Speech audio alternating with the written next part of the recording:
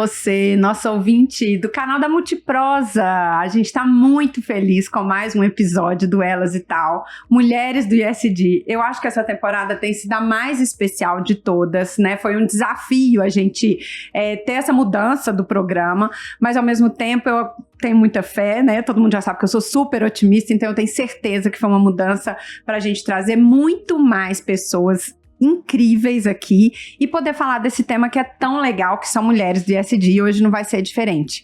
A gente tá aqui com uma pessoa muito especial, que é uma artista plástica mineira. A história dela se confunde com a mineiridade, os minérios e com muita coisa que a gente vai perceber que ela traz no trabalho. Anelisa Murta, eu fiquei muito feliz da gente ter conseguido essa agenda e de hoje a gente poder se encontrar aqui para contar da trajetória dela. Seja muito bem-vinda, Elas e Tal, Ana. Obrigada, Sam. É um prazer estar aqui, falando desse tema que realmente é um tema muito importante para todos e para mim. Exatamente. A Ana, como eu não podia deixar de colar, né, gente, do um pouco, né, do que a gente vai falar hoje, a gente vai ter uma oportunidade de mergulhar na arte circular. Pensa, já faz um parênteses. Gente, a Samara tá falando de arte circular, tudo que ela adora.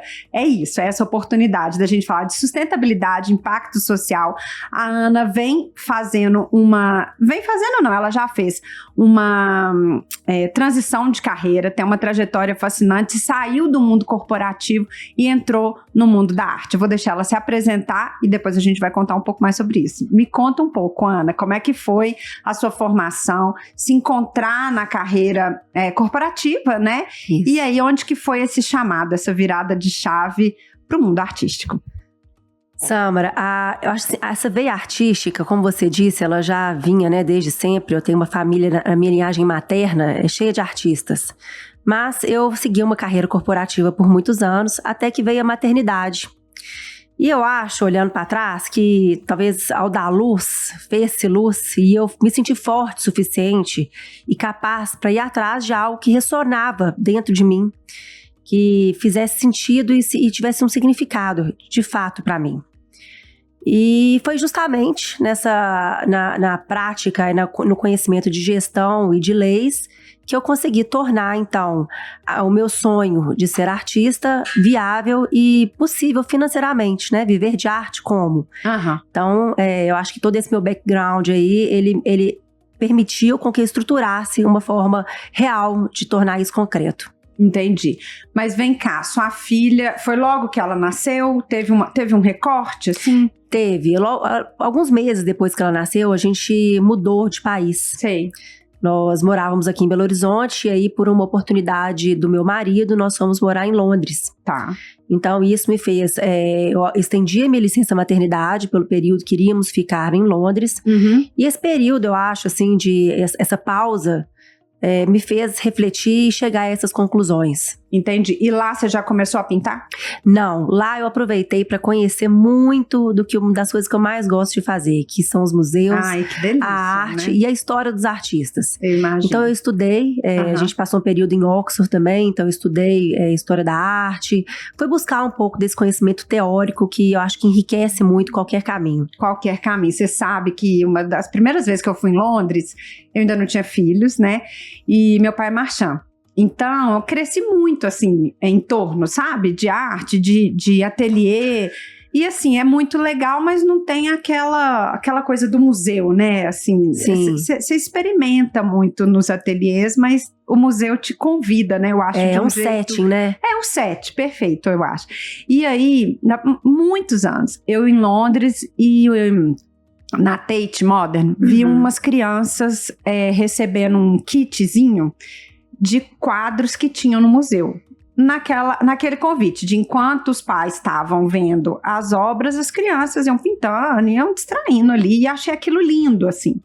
E aí, de repente, um menininho pequenininho pega o caderninho dele e fala, mamãe, olha, Matisse. Eu falei, gente, é isso que eu quero pra minha vida, sabe? Exatamente. E eu pensei assim, como trazer isso, né, pra cá, de onde a gente vem, né? Eu não esqueço disso, assim, quero fazer isso com os meninos um dia, né? Porque, sem dúvida, eu acho que além da genialidade da obra, né, a história dos artistas e como que eles chegaram ali, o que eles estão comunicando, isso tudo diz muito também sobre o trabalho deles.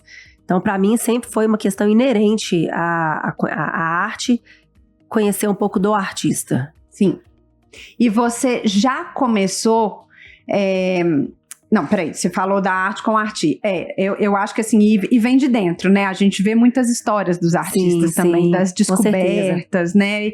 E as séries dele, depois você vai entender uma determinada série com o período da vida que ele tá. Aquilo também nos fala muito, claro, né? Vai fazendo sentido. E a sua relação com a sustentabilidade é muito forte, mas já começou assim?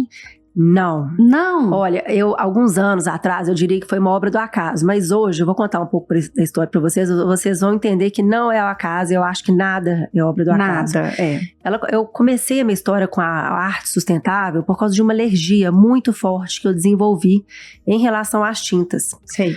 Bastava estar próxima de qualquer tipo de tinta, artística ou não, ou tinta de parede, e eu tinha uma reação alérgica, muitas dores de cabeça, tontura, náusea e na pele. Olha. Me desencadeava um processo de inflamação, de dermatite na pele muito forte, muito visível. Uhum. Então foi algo que eu não tive como esconder. E ao investigar, então, né, porque a minha alternativa era ou parar de pintar, e eu já estava indo relativamente bem, com algumas exposições, alguns quadros já bem posicionados, era, então, tentar contornar essa alergia, o que me fez, então, estudar o processo de produção das tintas, os componentes das tintas. Ótimo. E foi um susto quando eu descobri que a maior parte das tintas, artísticas ou não, elas levam no processo de fabricação o que eles chamam de componente orgânico volátil. São os COVs.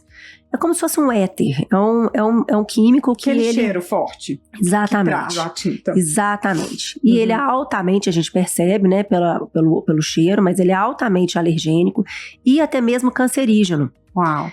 Então foi um susto, porque eu comecei então a perceber que a questão ia muito além da minha questão pessoal, da minha alergia.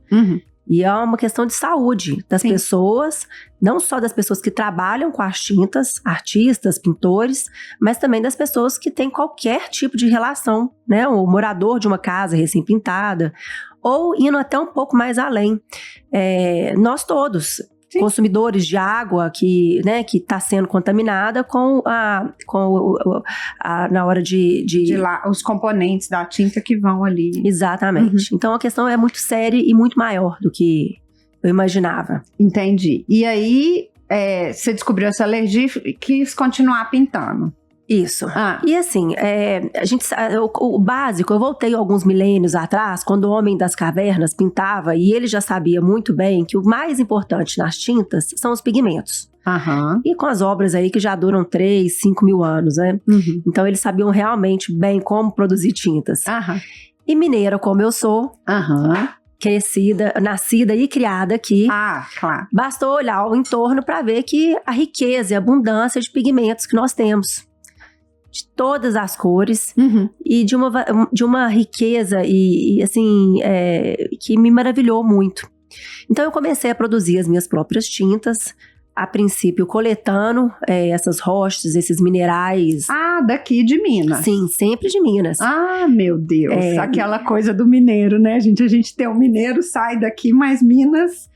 tá na gente, com né? certeza. Assim, tem um magnetismo, já escutou essa história? Nossa, com certeza. Da montanha, né? Isso. Que isso te chamou de novo. E foi aqui, né, em Minas, que eu me percebi que eu poderia, sim, produzir as tintas, porque o principal componente da tinta nós tínhamos em abundância. Então, comecei a produzir, coletar as pedras, as rochas, e nesse início, o processo era muito manual ainda, e a gente ralava as pedras com ralador, muitas vezes com pilão, porque o desafio na produção da tinta é conseguir chegar o pigmento numa granulometria bem fininha, né, para deixar realmente uma consistência pastosa. Ok. E aí, basicamente, para pinturas artísticas, bastava adicionar a base, que no meu caso eu usava muito, ou uso ainda, muito óleo de linhaça, que também é super natural. Super. Né? Então, a simples mistura dos pigmentos ao óleo de linhaça formava uma pasta, uma tinta artística muito eficiente para a pintura dos meus quadros. E assim fui fazendo, descobrindo cada vez cores diferentes, texturas diferentes. Eu fui percebendo que, a depender do tamanho do grão, eu conseguia uma textura diferenciada, o que me abriu um campo enorme, né? Porque eu parei de depender das tintas compradas, né? Do que o mercado... vamos falar assim, né? Do limite que o mercado me oferecia. Entendi. Né? Eu passei a criar as tintas, então as minhas possibilidades foram infinitas. Entendi. Com isso. E aí, combinação de cor, de minério. Exatamente. Eu imagino, assim, a descoberta, né, Jade, quando a gente for divulgar, eu vou te pedir umas fotos de alguns quadros, né? E tem cores, Ana? Tem várias cores. Tem uma paleta. Tem uma paleta, e dentro dessa paleta também a gente consegue fazer uma escala tonal muito ampla. Legal. Então é quase infinito, Samara, assim, a gente, algumas cores a gente tem uma maior dificuldade de obter, por exemplo, o azul. O azul que os antigos usavam é do lápis azuli e de pedras que são caras. Sei. Então, não é que a gente não consiga obter, mas é que isso encarece muito a produção. Mas verde, por exemplo, a gente tem um verde lindo aqui em Minas Gerais, em Natura, próximo a São Gotardo. Que legal. E cada vez que eu vou a campo, eu descubro novas cores e novas possibilidades, então eu diria hoje que é sem limites. Que incrível. E me conta da transformação desses pigmentos em obras, exposições, como que é a sua trajetória, assim, né? Trazendo isso para o público, porque eu tô imaginando, né, Jade, que você também é maravilhada aí para descobrir como que são esses quadros, porque eu acho que você, além do dom, né, de ter descoberto por uma causa ruim da alergia, mas que são necessárias, né, assim, de ter descoberto essa possibilidade das tintas, ainda é uma artista maravilhosa, faz uma pintura maravilhosa. Como que isso se transformou numa exposição? Foi aqui no Brasil a primeira exposição? Como que foi? Olha, Samara, as primeiras exposições, quando eu ainda fazia, usando as tintas comerciais, aconteceram aqui no Brasil. Mas depois, quando eu comecei a utilizar os pigmentos, e aliás, quando aconteceu a descoberta, vamos dizer assim, dos pigmentos naturais, e eu percebi a toxicidade das tintas, eu tive uma preocupação em ampliar essa história. Eu acho que eu me senti na obrigação de elevar essa conversa e de divulgar essa conversa. E fui buscar, aí agora já usando, né, o meu chapéu de gestora, falando aí um pouco desse background, né? Coloquei o meu chapéu, então, de advogada e fui buscar, através de apoios de Lei Rouanet, realizar exposições que pudessem ir fora do Brasil, inclusive. Deixa eu fazer um recorte, gente, porque mulher, a gente quando é empreendedora, a gente às vezes se questiona, e também é muito engraçado que eu tô fazendo um curso, né, pra gente evoluir, né, gente? E a gente fala assim, pra que eu tô fazendo isso? Né? Às vezes a gente questiona a faculdade, um curso, a vida, né, e volta, né, aquilo sendo útil de alguma forma muito maior. Samara, né? É impressionante. Hoje eu olho, eu sou formada em Direito, meu primeiro trabalho foi com consultoria tributária, e depois eu fui trabalhar em escola de educação executiva com gestão. Fiz mestrado em gestão e sou artista. O que isso tudo tem a ver? Olha, do direito eu tirei a minha capacidade de ler as leis, escrever um projeto para ser aprovado na Lei Rouanet, que eu fiz sozinha, isso tudo. Da consultoria tributária, entender como que funciona o mecanismo, porque ele é uma renúncia fiscal, né, do Estado, que as empresas podem destinar parte do imposto devido. Então, eu entendo e consigo conversar. Resgatar aquilo como um benefício, né? Isso é muito importante, né? A empresa, né? Quando ela faz essa opção. E ela consegue direcionar para projetos que ela acredita, que estejam em linha com aquilo que ela busca. Então, ao invés de entregar aquilo para o Estado, e o Estado, dentro da agenda, distribuir aquele recurso, a empresa tem uma forma de direcionar e atuar. E hoje, quando a gente fala dessa agenda ESG, da importância da gente trazer isso, eu fico impressionada como que tudo amarra, né? E você teve essa capacidade, né? Isso inspira. Mulheres, presta atenção, porque isso inspira a gente olhar para dentro, assim, gente, é minha caminhada, onde é que eu vou encontrar tudo isso, né? Samara, eu precisava de viabilizar. Não adiantava o meu sonho de ser artista, pintar, e aí? Como é que eu vou expor? Como é que eu vou vender? Como é que eu vou tornar a história pública? Sim. Então, assim, sendo muito objetiva, eu precisava de financiar o trabalho, né? As exposições. E aí, a melhor forma que a gente tem, no Brasil a gente tem esse mecanismo, e me facilitou demais, até porque algumas empresas que eu bati na porta, eram empresas que antes eu tinha lido as demonstrações financeiras, porque eu precisava de saber. Não são todas as empresas que podem fazer isso. Existem alguns requisitos. A empresa tem que faturar não sei quantos milhões, tem que ter tido lucro real. E eu entendo disso tudo. Então, facilitou muito bater na porta das empresas, ter essa conversa com os responsáveis das áreas para conseguir esses primeiros patrocínios que viabilizaram, então, as primeiras grandes exposições, inclusive fora do Brasil. Então, Onde que foi a primeira? Olha, a primeira grande exposição fora do Brasil foi em Londres, na Embaixada do Brasil em Londres. E aí também, além do apoio, né, da empresa patrocinadora, eu também tive o apoio do Itamaraty. Que legal. Mais uma vez, como eu tinha morado lá, eu conhecia a galeria que existe dentro da embaixada, que é uma galeria belíssima, muito bem posicionada, e tive a ousadia de bater na porta e falar, olha, e apresentar o meu trabalho e falar que eu gostaria muito de expor lá, expor o conceito do meu trabalho, porque aí, abrindo uma aspas, acho que a arte ela vai muito, muito além da estética, sabe? Ela pode ser bela, ela pode não ser tão bela aos olhos de certas pessoas, isso tudo é importante, mas o conceito, a narrativa, a história que ela traz, como linguagem que a arte é uma linguagem universal, é o que amarra tudo, é o que eleva o conceito. Então, com essa questão das tintas sustentáveis, eu consegui essa narrativa, assim, isso me tocou muito forte. Então não é que eu consegui isso, pra mim realmente foi uma coisa que me deu muita coragem de ir atrás. Sim, inclusive indo lá na embaixada, levando o projeto, e eles gostaram, eles também perceberam o valor dessa narrativa e disponibilizaram o espaço, então, para eu poder fazer a exposição lá. Então, aí, o segundo passo... desculpa. O segundo passo, uma vez que eu consegui o espaço, era conseguir financiar. Né, tudo. Fazer as obras chegarem lá. Isso, né? Tudo. Então, olha que legal, né? Você contou um pouco, assim, da sua construção com a pessoa, da sua formação, dessa coisa de despertar em você, né? Gente, eu preciso de resgatar um sonho mesmo que você tinha, né? Dentro. E você já tinha um conhecimento, um background que você trouxe muito bem, como que te ajudou a fazer tudo isso. E teve uma palavra que você falou, essa ousadia. Isso. Né? Então eu acho que quando a gente vai empreender assim, também tem isso, porque vai juntando as pessoas, mas também tem sorte, olha lá, já fez. Não, teve uma construção, né? E a sua raiz, eu acho. E acreditar, viu, Samara? Porque é impossível vender algo que nem eu compraria.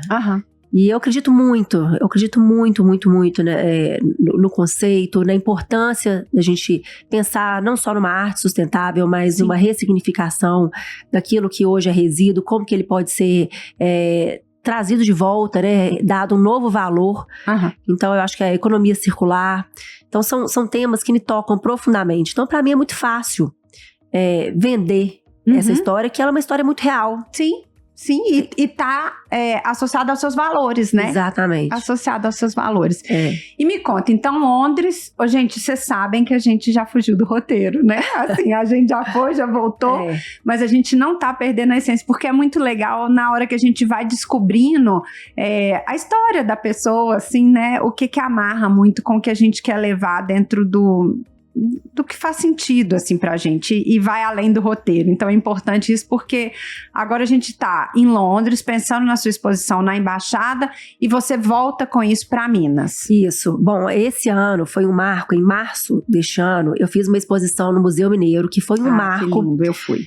Foi um marco, porque foi um momento da minha carreira em que eu decidi utilizar somente pigmentos provenientes de resíduos e coprodutos de mineração, porque eu vi ali um passivo, uma necessidade de uma reutilização desses materiais e uma oportunidade da gente transformar e incorporar, não só na arte, mas também uma produção em larga escala para pinturas de casas, de fachadas. Então, a exposição do Museu Mineiro, ela foi feita basicamente com 3 pigmentos, 3 tipos de resíduo e estéreo. Uau. E eu apresentei ali uma diversidade enorme de texturas, de cores, né? Falando das cores. Com esses 3 pigmentos, eu consegui ali uma variedade muito grande de possibilidades. Então, a provocação, a ideia ali era mostrar como é possível a gente ressignificar e transformar o básico em algo nada básico. E assim, você trouxe um pouco do conceito da arte, assim, né? E eu fico pensando muito assim, se mexeu comigo, e podia ter uma conversa enorme aqui, mas assim, se aquilo me tocou de alguma forma, né, a arte meio que cumpre o papel dela, né, nesse contexto. Isso é muito legal. E teoricamente, a Ana tá falando com a gente de resíduo de mineração. Então são barragens, são rejeitos, é feio. Né? É feio, é o resto. Isso. Né? Da degradação que a gente está vendo no estado, no país, que não sei o quê. E você traz isso para uma beleza única. E você teve esse olhar, né? E na exposição, pelo menos, eu percebi. Eu vou tentar já de umas fotos para a gente colocar na edição, que eu acho que vale muito. Você, né, materializou isso, assim. Eu acho que nós somos mineiros, aqui em Minas é uma atividade crucial a mineração. Ok. Todos nós utilizamos muito os produtos provenientes do minério, né? Então, assim, não é algo que dá pra gente negar, excluir, fechar. Exatamente. Né? Então, ao invés de resistir, como que a gente pode aderir e aproveitar e otimizar e ressignificar? Eu brinco que meu sonho é um dia digitar no Google assim, rejeito, coproduto, resíduo, e aparecer casas lindamente pintadas, quadros maravilhosos. Ou seja, realmente trazer um novo significado, que é possível sim. Então, acho que o meu momento de ousadia agora, né, novamente, foi de abraçar essa possibilidade e através da arte, através da linguagem universal da arte, que toca a todos, independente de classe social, nível de escolaridade, todos sentem, né? Enfim, trazer essa possibilidade. E esse orgulho mesmo de contribuirmos com um produto tão importante para o mundo.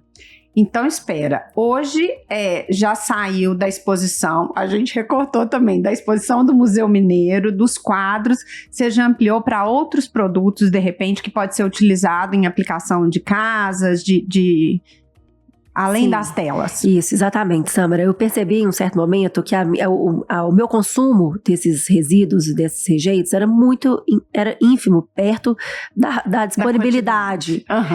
E então eu fui estudar, como eu já tinha estudado, né, a produção de tintas, eu aproveitei esse conhecimento, voltei ali para estudar e tentar desenvolver uma base que fosse eficiente para a produção em larga escala, para aplicação em fachadas, muros, internos, externos. E aí, com isso, a gente conseguiu, sim, desenvolver. Eu falo, gente, porque hoje a gente já tem uma equipe, né? Esse projeto já é um projeto que vai muito além da Anelisa artista, já é a Anelisa empresária, empreendedora. Olha só, gente, eu acho que eu até arrepio, Ana, porque eu fico assim, impressionada como que vem de dentro, não é, Jade? É incrível isso. E aí o momento é esse, a gente tá participamos de alguns eventos, inclusive estivemos na Expo Ibram. Sim. A experiência lá, a receptividade das pessoas. Foi incrível, porque foi uma feira de mineração, né? Então, assim, nada a ver, muito diferente com o universo das exposições ao qual estávamos acostumados a participar. E foi muito interessante, porque eu acho que acho que aquela iniciativa ali, nós tivemos o stand do Ibram, ela representou de fato, as iniciativas de sustentabilidade que as empresas tanto falam, tanto buscam. Na prática. Na prática. É o walk the talk, né? Aquela história. Exatamente. Estava no discurso, tá nos valores, nas agendas, e ali estava sendo feito na prática. E foi interessante na Expo Ibram, porque lá todo mundo se tornou artista. Que legal. A gente, durante todos os 4 dias, os visitantes da feira puderam pintar seus próprios quadrinhos usando a tinta feita com rejeito e com resíduo de mineração. E foi incrível, porque descobrimos vários talentos. Que legal. E uma arte muito interessante, com veias bem diferentes. Foi muito gratificante. Que legal. Então me conta, a gente já tá quase acabando, gente. Tava assim na primeira pergunta aqui, né? Mas enfim, fomos lá e voltamos daqui pra frente, Ana, pensando no futuro. E também, assim, já emendando numa mensagem, eu acho, porque é muito inspirador isso, né? E aí eu acho que, assim, quero escutar um pouquinho do que vem pela frente e o que você passa de mensagem aí para todo mundo. Olha, de novo, eu acho que nada é por acaso. De repente a gente não sabe por que aquilo está acontecendo, mas em algum momento vai fazer sentido. Hoje a minha questão eu consigo fazer, eu sigo os dois caminhos, eu continuo com as exposições, inclusive esse ano a gente vai inaugurar um tour no Oriente Médio, começando por Abu Dhabi, nos Emirados. Esse ano 24 ainda? 2024, meados de dezembro. Nossa, então a gente ainda tem um desafio pela frente, né? Pois é, mas sempre levando porque eu acho que o conceito do trabalho é a sustentabilidade, a ressignificação e é uma agenda de todo mundo. Aham. Então, quando a gente apresentou esse trabalho lá em Abu Dhabi, eles ficaram encantados, quiseram receber essa exposição lá. Vai ser a mesma exposição que foi, a mesma coleção que esteve aqui no Museu Mineiro, agora ela viaja para lá e com esse mesmo sentido.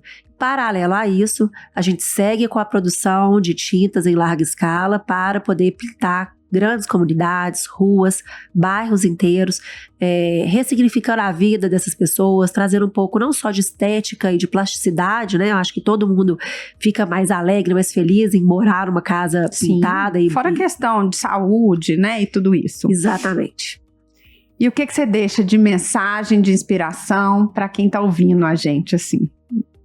Acho que o fundamental é acreditar no que a gente faz. Vem de dentro. Vem de dentro. E como que vai acontecer, por mais que a gente não saiba naquele momento, as respostas vão vindo. Aham. Mas desde que a gente acredite, realmente tenha convicção dos valores, eu acho que os valores têm que estar muito claros durante todo o percurso. Os caminhos vão se abrindo. Então, eu acho que para mim, as pessoas me perguntam, né, artistas ou pessoas que querem começar a empreender, qual que é o caminho? Eu acho que o caminho é único de cada um. Aham. Mas esteja muito próximo dos seus valores, das suas convicções e tenha isso muito claro, que chega lá. Que incrível, parabéns. Deixa o seu @ para as pessoas quiserem conhecer mais de você, da sua história, do seu trabalho, onde que a gente te encontra. Olha, no Instagram é @AnelisaMurta, no YouTube também, Anelisa Murta, e tem um site www.anelisamurta.com. Ai, parabéns. Obrigada, Sandra. Foi um prazer estar aqui. Pelo convite. Um beijo, gente.